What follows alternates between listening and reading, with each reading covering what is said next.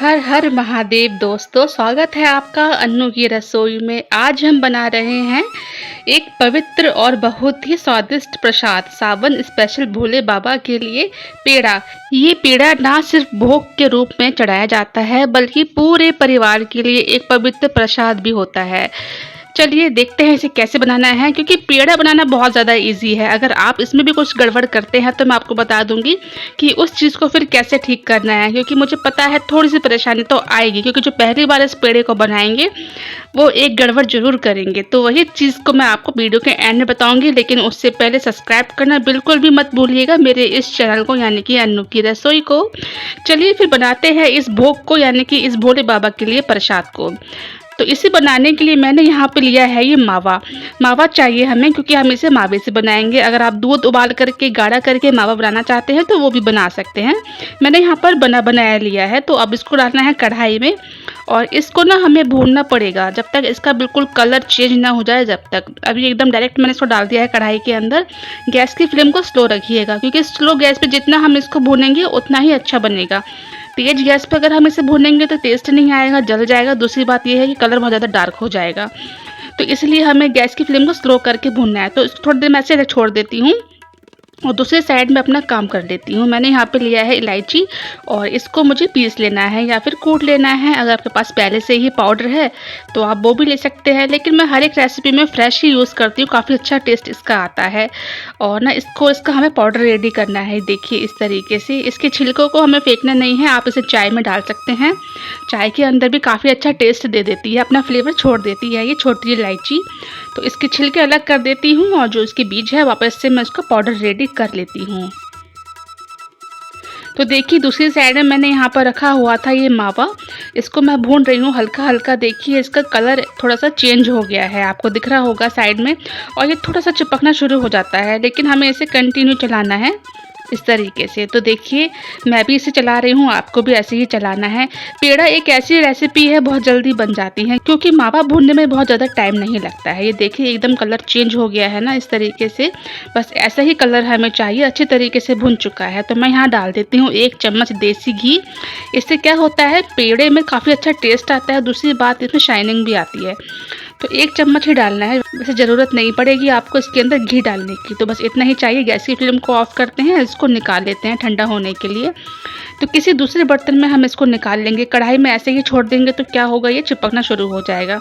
तो इसी स्टेज पे मैंने यहाँ पर डाल दिया था वो इलायची वाला पाउडर।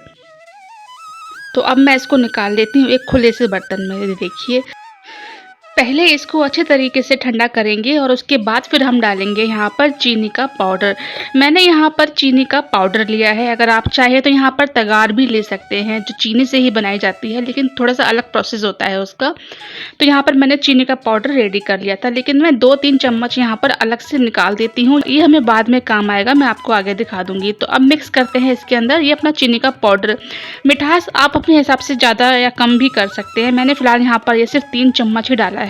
मुझे केवल इतना ही मीठा इसको रखना है। ज़्यादा मीठा पेड़ा जो होता है खाया नहीं जाता है। बच्चे तो खा लेते हैं, लेकिन बड़ों से नहीं खाया जाता है। तो मैं आपको बता रही थी कि ये हमें कैसा रखना है, आप इसमें क्या गड़बड़ करेंगे। ये देखिए अभी इस समय पर ये आप इसको टेक्सचर देख रहे हैं, थोड़ा भुरभुरा सा हो गया है, दानेदार हो गया है। अगर मैं इसके लड्डू बनाऊंगी ना तो बहुत ईजिली बन जाएंगे, लेकिन पेड़ा नहीं बन पाएगा। तो ऐसा क्या करना है हमें, जो इसका हम पेड़े वाला टेक्सचर लेके आए। देखिए इस तरीके से हमें चाहिए होता है। वो जो मैंने आपको शुरू में दिखाया था वो थोड़ा भुरभुरा हो गया था। अगर ऐसा हो जाए तो आप उसके अंदर दूध डाल सकते हैं। अगर ऐसा हो जाए तो आपको क्या करना है, कढ़ाई के अंदर वापस से हम उसको डालेंगे, और उसमें डालेंगे आधा कप दूध, और फिर उसको हम चलाएंगे। हल्का जब गीला गीला हो जाएगा ना, फिर हम इसको निकाल लेंगे। बहुत ज़्यादा देर तक हम उसको नहीं सुखाएंगे, वरना वापस से सूख जाएगा वो। लेकिन हमें पेड़ा बनाना है, और पेड़ा बनाने के लिए हमें इस तरीके का हमें मिक्सचर चाहिए होता है। देखिए अब पेड़े के शेप देने के लिए ना क्या होता है कि हलवाई लोग क्या करते हैं, डायरेक्ट ही इसको प्लेट में इस तरीके से डालेंगे ना तो वो एक पेड़े की शेप ले लेगा। ये देखिए इस तरीके से।